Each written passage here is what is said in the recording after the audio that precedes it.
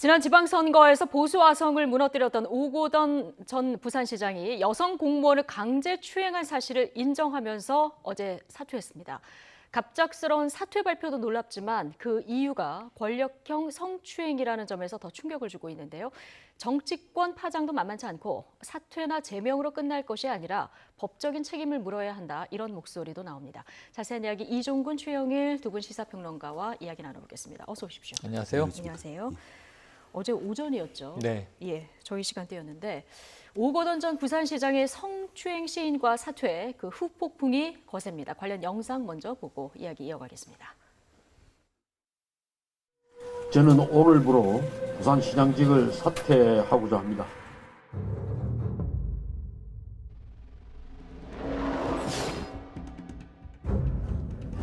(5분) 정도의 짧은 면담 과정에서 불필요한 신체 접촉을 하였습니다.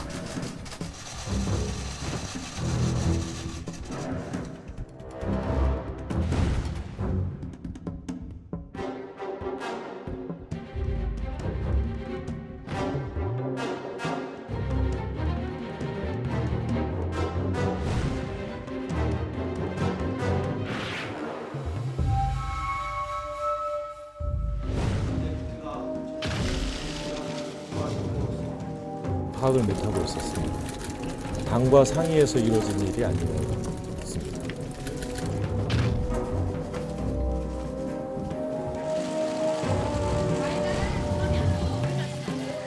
안희정 도지사에 대해서는 출당 및 자명 조치를 밟기로 결정했습니다.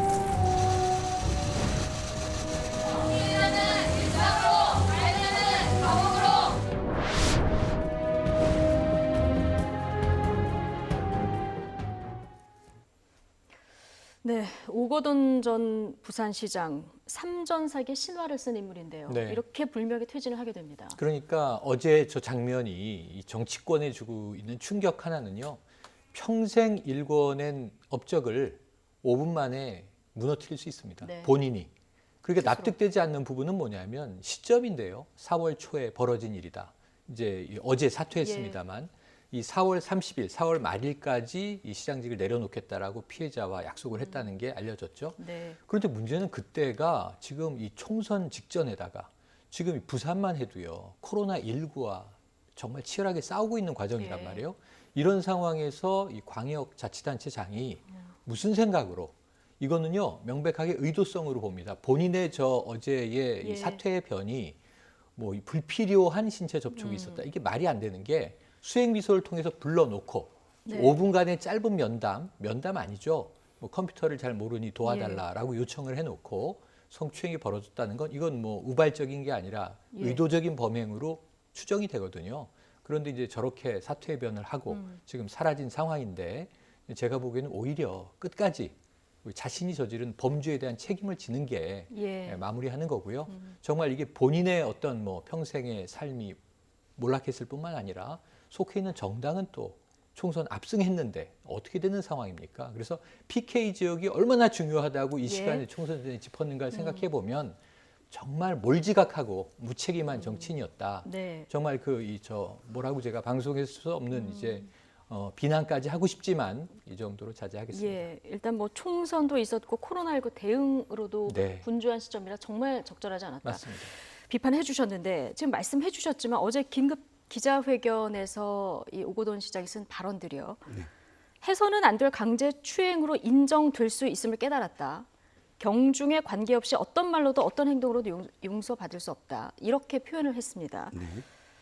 이게 마치 추행 의도는 나는 없었다. 이렇게 들릴 수도 있는 부분이라서요. 네, 다분히 아마도 이 앞으로 전개될 재판 과정 또는 검찰의 소환 과정을 대비한 발언으로 보입니다. 법적 판단을 고려한 발언이었습니다. 그렇죠. 왜냐하면 지금 언급했듯이 강제추행이라고 표현되지 않았어요. 스스로의 입에서도 예. 강제추행이면 10년 이하의 1,500만 원 이하의 벌금형입니다. 이것이 이제 형법상에 들어가거든요. 성폭력법도 아니고 성폭력법에 있어서는 권력을 이용한 업무상 위력 이것이 이제 성폭력법인데 강제추행을 했다고 한다면 여기에는 폭력이 들어가요. 그래서 예. 폭력으로 인한 성추행이라고 한다면 10년 이하인데 문제는 이겁니다. 변호사님, 아까 평론가님 말씀하셨지만 고의성이 굉장히 중요해요. 네. 여기서 또 한 가지는 이게 진짜 사람들이 있고 우연히 지나가면서 거기에 우발적인 어떤 상황이냐 아니면 특정인을 특정 시각에 특정 목적으로 불러서 특정 어떤 행동을 했느냐에 따라서 또 이것이 엄청나게 차이가 있는데 지금 스스로는 짧다라고 굉장히 강조했어요. 근데 5분이라는 것은 우리가 성추행, 성희롱, 성폭력에 있어서 시간이 문제가 아니거든요. 5초를 했더라도 그것이 모욕적이면 그럼요. 엄청나게 예. 큰 성추행, 성희롱이 되는 예. 것인데 이것을 5분이라는 시간을 특정해서 짧다라고 이야기하면서 뭐 불필요한 행동, 뭐 그 다음에 가장 결정적으로는 경중에 관계없이 이 표현을 써요. 그러니까 예. 자신은 마치 이것이 중하지 아니한 가벼운 신체 접촉이라는 범위를 마치 두면서 이야기를 하거든요. 이것이 이제 4월 초에 벌어졌다고 뭐 표현이 되지만 어쨌든 한 달 동안의 그 법률적 검토, 자기를 방어하기 위한 상당한 수기가 지금까지 이루어졌다는 것을 추정해 보면 이 모든 발언들은 자신을 방어하기 위한 발언이다라고 할 수가 있겠죠. 예. 이 지금 피해자를 보호하고 있는 부산 성폭력 상담소 서지율 실장.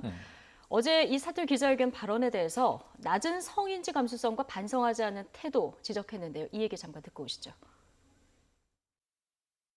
뭐 불필요한 신체 접촉으로 뭐 강제추행 인정될 수 있음을 뭐 그때 깨달았다, 경중에 관계없이 라는 표현으로 굉장히 이 사건을 사소한 것으로 치부하는 모습을 볼 수 있거든요. 그러면서 오히려 그 사소한 일을 문제 제기한 것을 피해자를 굉장히 유난스러운 사람으로 비치게 만드는 그런 부분이 있습니다. 그래서 시장이 어떤 이런 사퇴, 공개 사퇴를 할 때 그 입장문을 좀 봤으면 좋겠다라고 의견을 이제 타진했지만 실제로는 이제 받아들였지 않았죠. 만약에 그게 미리 봤다라고 하면 피해자가 이런 내용으로 하라라고는 이제 되어지진 않았겠죠. 물론 그 입장을 사퇴 기자회견을 하는 그 시간도 전혀 협의되지 않았기 때문에 피해자는 굉장히 당혹스러웠던 겁니다. 네. 일단 이 부적절한 행동에 대해서 이 피해 여성 네. 덮지 않고 이 공증까지 받아서 사퇴를 네, 이끌어냈습니다. 근데 이 기자회견 어제 들으면서 내가 유난스러운 사람으로 비칠까 두렵다. 네, 이렇게 또 입장을 밝힌 거 그러니까 아니겠습니까? 이게 강제추행이라고 인정하고 책임을 지고 사퇴까지 하는 마당에 예. 자신의 범죄를 조금 아까 우리 이평론가님 말씀처럼 모호하게 만들어 버렸잖아요. 이 경중 문제가 나오고 예. 짧은 5분 간의 면담이라는 얘기가 나오고 이 시간 말이죠. 한번 예. 돌이켜 생각해 보시면 이게 21세기에 이런 식으로 대응하면 결코 안 된다는 걸 강조드리기 위해서 과거에 보수 정치인이 국회의장까지 지내셨는데 골프장에서 부적절한 신체 접촉으로 실형 받았습니다. 예. 당시에. 그런데 소녀 같아서 그랬다. 그 시간이 얼마나 짧았겠습니까? 지난해 무슨 사건이 있었는지 아세요? 이게 정치권은 아니지만 곰탕집 사건이라고 유명한데 예. CCTV를 봤는데 1초도 안 된 시간이에요. 성추행이냐 아니냐. 구속돼서 옥살이까지 했습니다. 근데 이제 그게 좀 너무 억울하다라는 청원이 있어서 예. 그리고 그다음에 이제 재판이 이루어졌지만 결국은 성추행으로 판단이 됐습니다. 시간의 문제가 아니에요. 5분은 굉장히 긴 시간일 수 있습니다. 그래서 피해자의 고통에 전혀 공감하지 못하는 모습을 보였고 가해자 스스로를 여러 가지로 변호하려는 이제 언수를 썼다. 이런 면에서는 오히려 매를 더 버는 예. 그러한 이제 사퇴의 변이었다라고 볼 수밖에 없고요. 이 부산 성폭력 상담소의 지금 이 논평이나 혹은 피해자가 직접 나설 수 없는 상황이지만 예. 그런 부분에 있어서는 이런 게 이제 두 번째, 세 번째 가해가 될 수 있다는 것 명심하셔야 되고 지금 시대에는 있어서는 안 될 일이 또 벌어졌다는 점에서 개탄스럽습니다. 그러니까 법적으로 처벌할 수 있는 명백한 성범죄다 분명히 맞습니다. 지금 얘기를 하고 있습니다. 근데 피해자가 이럴까봐 사퇴 기자회견 내가 좀 미리 좀 알고 싶다, 네. 보고 싶다, 합의하자 얘기했는데 기자회견 시간까지도 전혀 그 얘기가 없었다 그래요. 네, 그렇습니다. 사실 이 행위 자체도 물론 이건 범죄입니다. 하지만 행위 이후에 어떠한 태도를 태도를 보였느냐, 사태에 대해서 피해자에 대해서 어떻게 하느냐도 사실은 양형에 굉장히 많이 참작이 되지 않겠습니까? 그런데 오거돈 시장이 보인 행동은 사실 굉장히 태도 자체도 사후의 태도 자체도 불량했다라고 볼 수밖에 없는 예. 게 일단은 지인들을 보내서 계속 회유를 했고 회유를 하면서 회유하는 과정에서 오늘 단독 보도에 의하면 목격자가 없었다. 그러므로 당신 이야기를 믿어줄 사람은 없다라고까지 회유를 했다는 아, 겁니다. 그런데 마지막에 이제 그 계속 이 항의를 하고 하는 과정에서 또 지인을 통해서 항의를 하는 과정에서 공증을 하는 과정, 그러니까 최소한 이번 선거 뒤에는 사퇴를 한다. 이것을 못 박는 과정에서 어느 정도는 약속을 했나 봐요. 그러니까 이 모든 이 과정들을 공개하겠다. 네. 그리고 뭐 시간이라든지 혹은 내용이라든지. 그런데 그것을 받아들이고 사실은 공증에 임했다고 하거든요. 피해자는. 하지만 그 약속까지 어저께 그러니까 피해자 입장에서는 당혹스러웠던 거죠. 내용도 모르고 그다음에 갑자기 기자회견을 이렇게 네. 이런 식으로 이렇게 이 기자회견을 해서 사퇴할 줄은 몰랐던 것이죠. 즉 자기는 이제 방어할 준비가 다 됐으니까 그냥 어떤 의미에서는 선전포고하듯이 마치 기자회견을 한 게 아니냐. 사과를 한다면 정확하게 본인한테 이러이러한 점에서 내가 사과를 한다라고 얘기했어야 되고, 두 번째는 부산 시민에 대해서 정말 부산 시민에 대해서는 사과를 해야 되지 않습니까? 1년간의 공백기를 만드는 건데 자신의 의로 인해서. 근데 어저께 그 태도와 내용은 완전히 사과도 없었고 행위 자체도 자신의 변명에 불과했다. 그러니까 좀 더 이런 많은 비판이 더 이어지는 게 아니냐 싶습니다. 근데 부산 성폭력 상담소가 이런 이야기를 합니다. 이게 예견된 참사였다. 네, 맞습니다. 그러면서 과거의 회식 사진을 좀 문제 삼았어요. 그러니까 회식 사진이 2018년 사진인데 이 회식 자리입니다. 2년 누가 전이었던 봐도 거죠? 네네. 그러니까 2년 전 2018년인데 이 양쪽 옆에 이 부산 시장의 옆자리에만 유니폼을 입은 여직원들이 배치가 돼 있고 쭉 앞에도 그렇군요. 있습니다. 그쪽 상에만 모아놓은 거죠. 그리고 이제 이 남성 직원들이 더 많아요. 그런데 다른 이제 이 상을 따로 차려서 저 장면을 보면요, 정말 이 7, 80년대에 이 남성 권위주의 시절에나 있었던 장면 같은 건데 이것을 이미 예전에 짚었고요. 이런 문제는 좀 심각하다. 성인지 감수성이 떨어지는 거 아니냐. 근데 이 또 사진을 있습니다. 본인이 올린 본인이 올린 겁니다. 거라면서요. 보도 자료를 보도자료로 보도자료 올린 겁니다. 사진. 네네. 예. 이 당시에 이제 일자리 문제 관련해서 이 비정규직의 정규직화가 진행되고 있었잖아요. 그래서 부산시에서는 이런 거 한다. 그래서 일이 잘 이제 풀렸고 거기에 대해서 이제 우리 회식하는 장면이다라고 올린 건데 이 캐주얼한 사진으로 부산시장의 이제 시정을 홍보하는 사진으로 돌린 건데 거기서 또 한 번 성인지 감수성이 떨어지고요. 예. 더 거슬러 올라가면 당선 전에 공약으로 자 성희롱, 성폭력 전담팀을 구성하겠다라고 했는데 당선된 이후에 구성이 안 됐다는 거예요. 네. 그래서 왜 공약 이행하지 않느냐.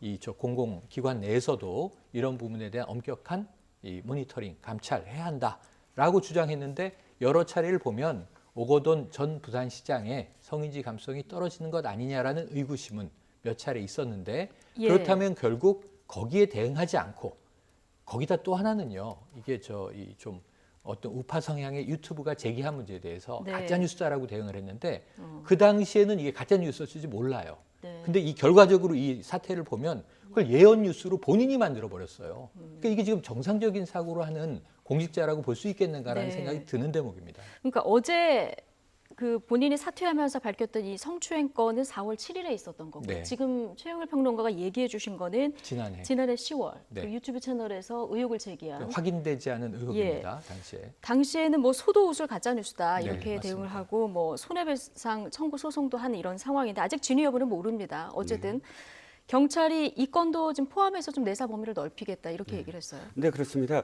이 성추행과 성폭력과 관련된 범죄는 2013년도에 친고죄에서 없어졌어요. 예. 그러니까 반의사 불벌죄에서 그렇죠. 없어지고 이게 본인이 만약에 처벌을 원치 않더라도 수사하고 그다음에 처벌할 수 있습니다. 다만 양형만 이제 참작을 할 수 있을 뿐인데 문제는 이겁니다. 지금 평론가님께서도 계속 강조를 하시지만 상식적으로 납득이 안 되는 부분이 4월 7일이라는 시점을 한번 되돌아보면 엄청나게 많은 것들이 걸려 있습니다. 하나는 우리가 N번방 사건이라는 충격 속에서 헤어나지 못하는 시점이었어요. 그러니까 어저께가 정부로서는 또는 당으로서는 굉장히 좀 충격적인 날이 뭐냐면 오전에 디지털 성범죄와 관련해서 양형이라든지 이런 문제들을 더 강하게 하겠다라고 대책을 당정이 발표하는 자리였어요. 그런데 오후에 이게 터졌다는 점. 그러니까 N번방 사건에 대한 어떤 그 성과 관련된 문제에 대해서 이렇게 사회가 들끓고 있는 시점이라는 거.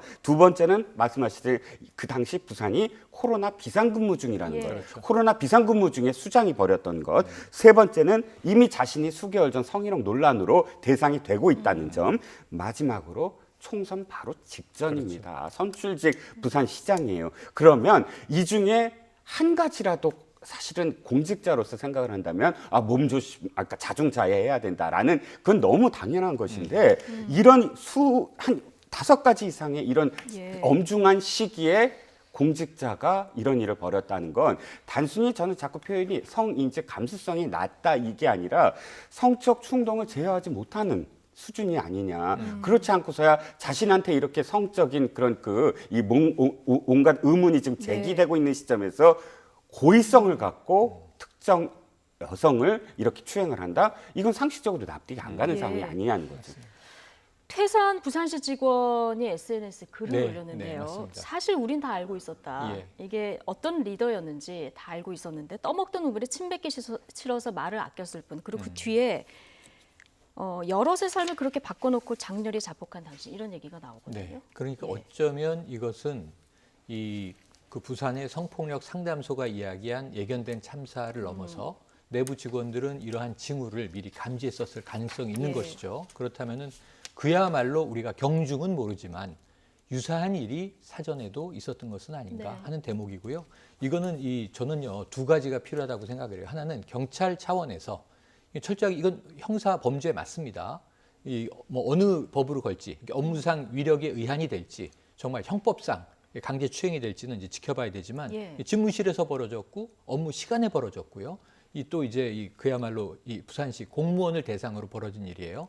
그래서 이제 업무상 위력에 의한으로 갈 가능성이 크다라는 게 이제 법조인들의 대부분의 이야기지만 여죄가 있는지도 수사해야 된다는 거죠. 예. 문제는. 그리고 이것은 당 차원에서 오늘 이제 윤리위가 열리면 전 제명이 거의 확실하다고 네. 봅니다만 제명으로 끝나지 않고 지도부가 정말 고개 숙여서 대국민 사과를 할 정도로 공동 책임을 느낀다면 이 사람을 인선한 것이 조직의 책임이 있는 거잖아요. 이러한 임무를 네. 발탁해서 부산시장에까지 내보내게 된 게 그럼 정말 내년에 공천을 할지 안 할지는 지켜볼 문제고 시간이 예. 아직 많이 남았지만 이런 일을 다시는 우리가 과오를 범하지 않겠다. 조직적 차원에서 이것을 국민들에게 납득시키고 해명하기 위해서라도 전 여죄에 대한 이 조사, 수사는 이건 이 2가닥, 3가닥의 차원에서 벌어져야 한다고 보고 네. 이 진위를 낱낱이 밝혀야 한다고 봅니다. 최영일 평론가 얘기한 대로 오늘 민주당 지도부는 대국민 사과를 맞습니다. 했고요. 그리고 지금 제명 절차에 돌입을 사실상 한 이런 상태입니다. 야당의 비판은 거세지고 있는데요. 함께 듣고 오시겠습니다. 피해자와 부산 시민 그리고 국민 여러분께 깊은 사과의 말씀을 올립니다.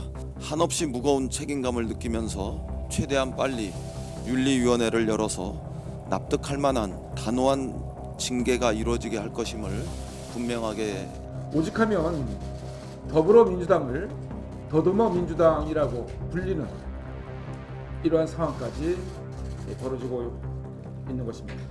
하지만 더 경악할 만한 일은 총선을 염두에 두고 사건을 은폐하고 있다가 총선이 지난 일주일 이후에 발표했다는 점입니다.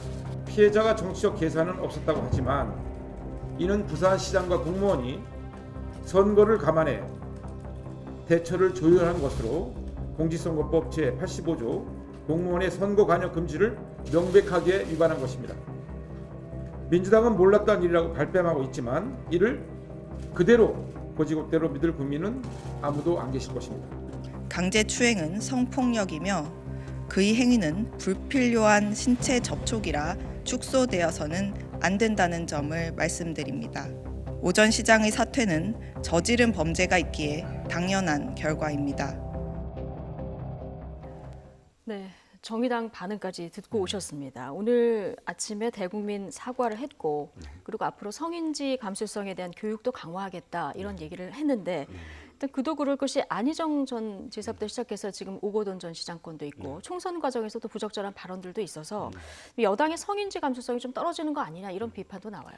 그러니까 민주당 입장에서는 좀 가슴이 아플 거예요. 왜냐하면 이번 총선 과정에서 공천 과정에서 소문만으로도 확인이 안 됐음에도 불구하고 소문만으로도 이런 이 여성과 관련된 문제 또는 남성 그러니까 성과 관련된 문제가 있는 현역 의원들을 배제했어요. 그것 때문에 이제 말도 많았지만 어쨌든 이럴 정도로 성과 관련된 문제를 완전히 배제하고 민주당으로서는 아주 조심조심 이번에 선거를 치렀다라고 자인을 했거든요. 그럼에도 불구하고 여기서 이렇게 터질 줄이야 거의 이 수준입니다. 그런데 야당에서 제기된 문제 중에 한 문제는 사실상 좀 검찰이 수사를 해봐야 될 문제가 아닌가 싶은 게 피해자 측 얘기입니다. 피해자 측 얘기가 공증을 했다고 그랬잖아요. 근데 공증을 해서 당사자들 자신을 설득한 당사자들이 부산시의 그 정무라인 공무원들이다라고 지금 그 기사가 나오고 있습니다. 한 언론에 네, 한 언론의 보도죠. 만약에 그게 사실이라면, 그러니까 이것이 만약에 개인 변호사가 했다고 한다면 그건 크게 나중에 이제 문제가 되지는 않겠지만 이런 문제들을 조율하는 과정에 공무원들이 있다고 한다면 거기에 조건 중에 하나가 선거 뒤에 사퇴를 한다라는 공증의 조건이 이제 문제가 되는 거예요. 왜냐하면 선거에 이것이 영향을 미친다. 좋은 영향이든 나쁜 영향이든 그것을 의식을 해서 그런 조항을 넣었다 그러면 공무원의 선거 개입과 관련된 85조와 관련된 문제가 제기되므로 그건 아마도 뭐 그 과정 속에서 뭐 좀 수사가 들어가야 될 것 같고요. 일부에서는 좀 음모론이 하나 나오는 게 있습니다. 지금 4월 7일로 알려졌는데 몇몇 보도에 의하면 3월 7일이고 4월 초는 재차 그러니까 확실한 성추행이고 3월 7일에 첫 번째 접촉이 있었다는 보도가 2개 정도의 언론에 나오거든요. 만약 이게 사실이라면 아까 평론가님이랑 저희가 이제 동의한 내부에서는 어느 정도 알고 있지 않았느냐라는 것이고 내부에서 어느 정도 알 지경이면 사실은 이게 정무라인에서 분명히 중앙당으로 보고가 됐을 것이다. 왜냐하면 음모론이 왜 나오냐면 4월 7일 날 이해찬 대표가 이렇게 표현을 합니다. 알릴레오에서 무엇인가 폭로가 나올 것이다.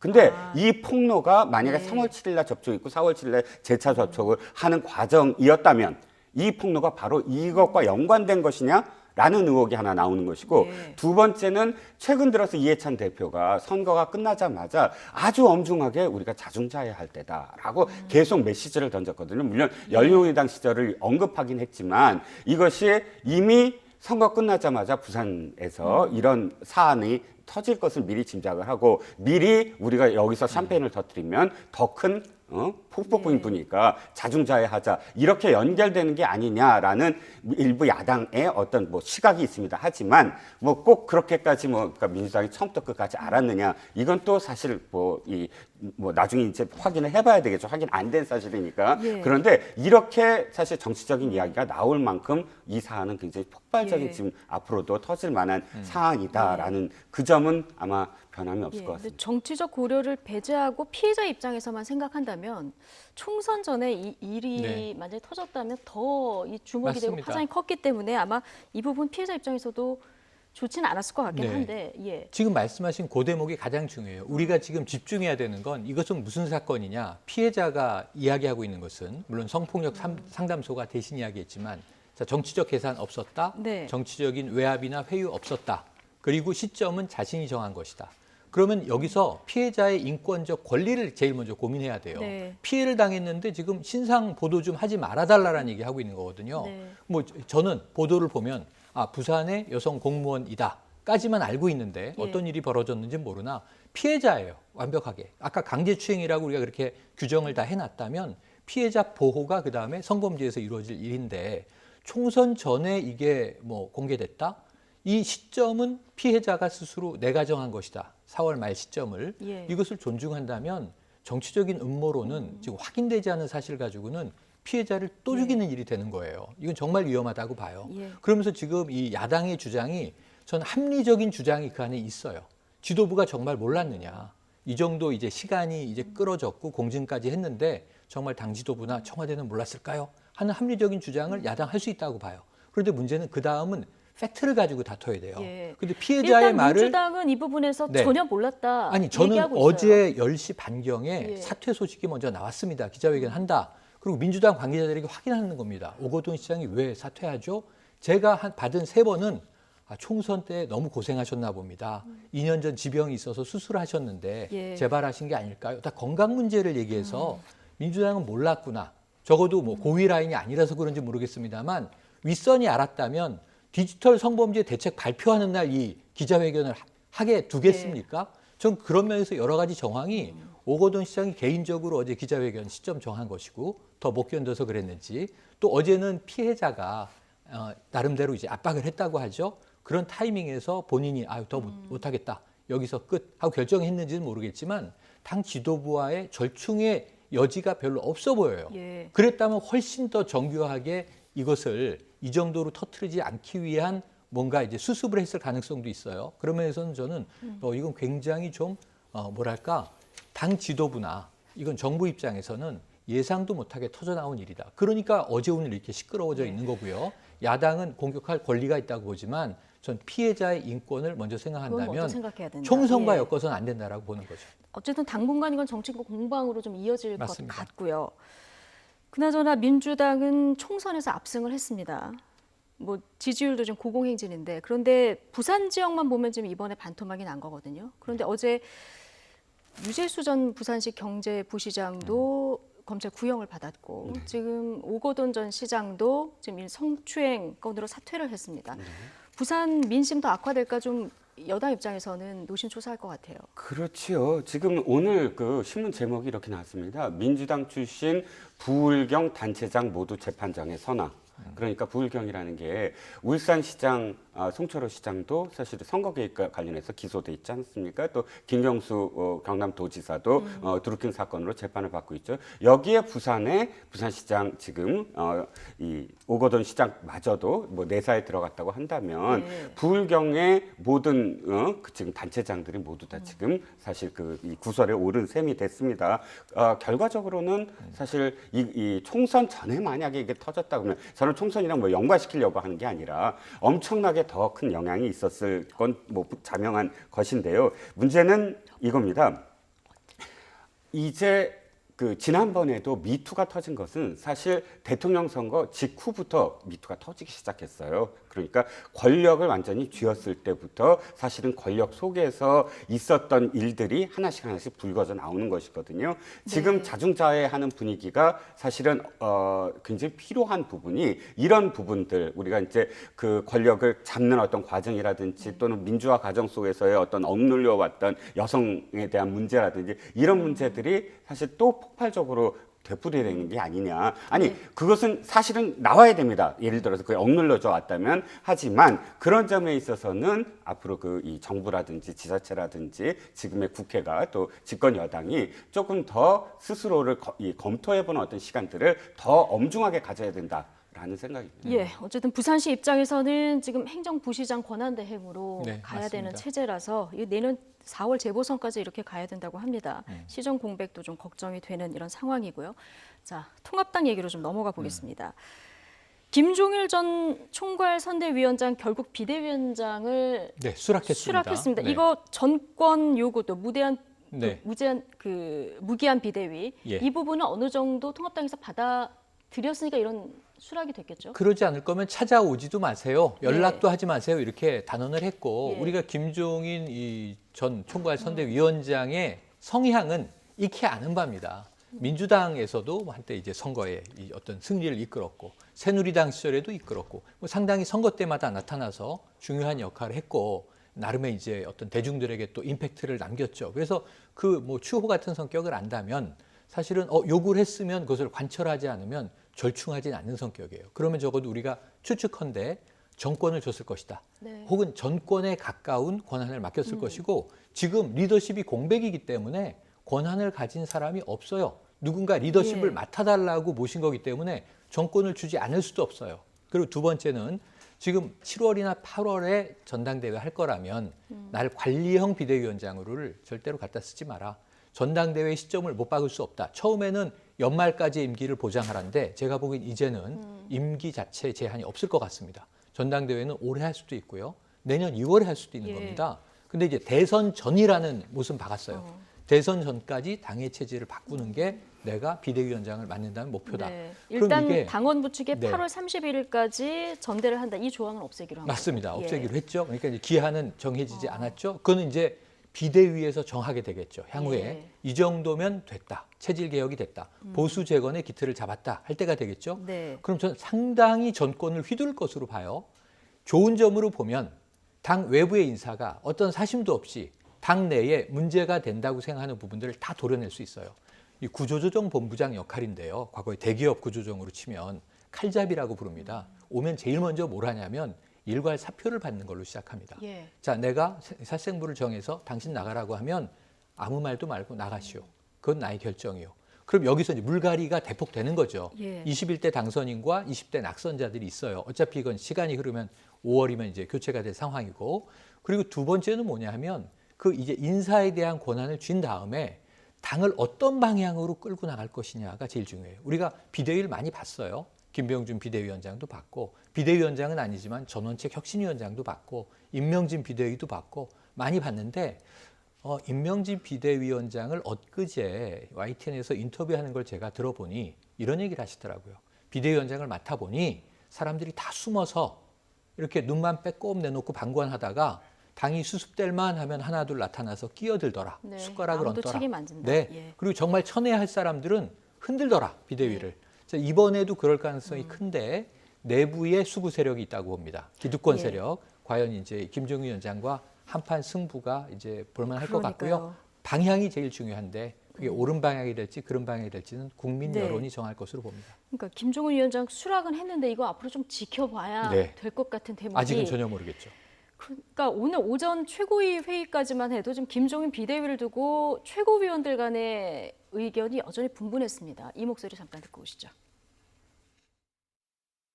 최근 10년간 8번의 비대위를 열었다 하더라. 8번의 비대위가 있었다 하더라고요. 그중에 성공한 사례는 당내에서의 인사 딱 한 번에 있었다 하더라고요. 그래서 당외의 인사를 모셔와 가지고 비대위가 이 제대로 국민들한테 부합되는 또는 성공한 비대위는 또 없었지 않습니까? 그래서 비대위가 꼭 능사는 아니다. 그래서 저는 우리 스스로의 운영을 개척해 나갈 수 있는 그런 그 힘을 길러야 된다 하는 생각을 합니다. 내년 4월 총선이 대선 전에 민심을 가늠하는 그런 계기가 될 수 있다 그렇게 생각합니다. 그래서 김종인 비대위는 4월 7일의 우리가 환골탈퇴하고 당의 모습을 바꿔서 4월 7일 보궐선거에서 심판을 받는 과정을 거치게 될 것이다 그렇게 생각하고 그때까지 하는 것이 옳다 그렇게 생각하고. 예, 좀 의견이 갈리는 걸 듣고 오셨습니다. 최근에 10년 동안 8번 비대위원데 성공한 적 거의 없었다. 조경태 의원 얘기 들어보셨고, 김영환 의원 내년 보궐선거까지는 권한을 줘야 된다 이런 얘기가 지금도 나오고 있거든요. 네, 그렇습니다. 그런데 일단 저는 최근에 그 통합당 움직임에서 가장 눈에 들어온 게 재선이에요. 재선 네, 의원들 재선 모임. 의원들. 재선 의원들이 모임을 갖고 지금 김종인 비대위를 지지를 했어요. 네. 이게 왜 의미가 있냐면 일단 초선 그룹은 사실 김종인 위원장을 받아들이는 분위기입니다. 예. 김종인 위원장이 기대를 거는 것도 사실 초선들한테 기대를 걸고 있거든요. 김종인 위원장이 배제하려고 하는 것은 3선 이상 중진 여기서 늘 지역 얘기하고 네. 정파 얘기하고 선수 얘기하는 그런 이 당의 중진들을 좀 배제하려고 했어요. 그러니까 3선 이상은 반대한다고 치더라도 그렇다면 캐스팅 보트는 재선이거든요. 재선 의원들이 어느 쪽으로 미느냐에 따라서 사실은 비대위가 성공하느냐 네. 안 성공하느냐인데 재선 의원들이 일단은 그 김종인 비대위를 받아들이자라고 합의를 했습니다. 그러니까 어저께 지금 그러니까 오늘 아침이든 뭐 최고위에서 무슨 말을 하더라도 사실 최고위는 해체하면 그만이에요. 그렇죠. 선출직이긴 하지만 그 중에서 조경태 위원 빼놓고는 전부 다 낙선한 분들이거든요. 그렇기 때문에 지금의 어떤 무게, 지금 발언하는 어떤 무게가 사실은 지금까지와는 좀 앞으로 달라질 수가 있고요. 네. 그다음에 유승민 의원이라든지 뭐 많은 분들이 지금 이야기를 한다고 하더라도 문제는 김종인 위원장이 일단 출범하는 데까지의 장애물은 다 제거가 됐거든요. 예. 출범한 이후에는 자기가 뭔가 이슈를 끌어나가는 타입입니다. 의제를 설정해놓고 그러니까 당내에서 반발이 들어올 수 없는 정도의 숨가쁜 의제 설정이 이루어질 겁니다. 개인기로 돌파할 수 있다 이렇게 보시는 어떤 의미에서는 그렇죠. 네. 그러니까 그 개인기가 언제까지 어떻게 통하느냐. 그러니까 개인기만으로는 안 되죠. 그림이 있어야 되고 그림이 단기적, 중기적, 장기적인 어떤 플랜대로 간다면 그것이 성공하는 건데 네. 다만 지금의 어떤 눈에 보이는 그런 불만들은 일단 출범한 다음에는 잦아들 수밖에 없다. 뭐 임명준 위원장도 그랬잖아요. 나중에 가서 목소리가 높아지지 그렇죠. 처음에는 잠잠해 있더라라는 얘기가 아마도 지금도 마찬가지일 겁니다. 예. 어제 유승민 의원이 프로그램에 나와서 이런 얘기를 합니다. 국민은 정부가 지금 주창하는 평등 정의 이게 완전히 위선이라고 보면서도 통합당은 안 찍는다. 그 정도로 지금 통합당이 국민 밉상이 됐다 이 얘기를 하거든요. 그러면서 수도권, 중도층, 청년층 이 외면해서 했는데 그분들의 표심을 돌리도록 노력을 해야 된다 이런 얘기를 하거든요. 네네, 맞습니다. 이 국민 밉상 표현 어떻게 보십니까? 저는 그게 스스로 거기서 출발해야 된다고 예. 봐요. 그러니까 문제는 뭐냐면 이번에 선거를 우리가 총선 이후에 어떻게 이런 격차가 나왔을까를 분석할 때 빠지지 않았던 건 뭐냐면 자, 정부에 대한 반대 여론도 낮진 않지만 예. 한때는 더 높았던 때도 있죠. 근데 코로나19 과정에서 정부가 많이 좀 점수를 땄죠. 근데 그런 과정에서 이 정치 행위라고 하는 것은 여러 개의 정당을 상대평가하는 거예요. 절대평가가 아니에요. 그러니까 이게 정부가 못하지만 야당이 더 못하면 정부가 이기는 거잖아요.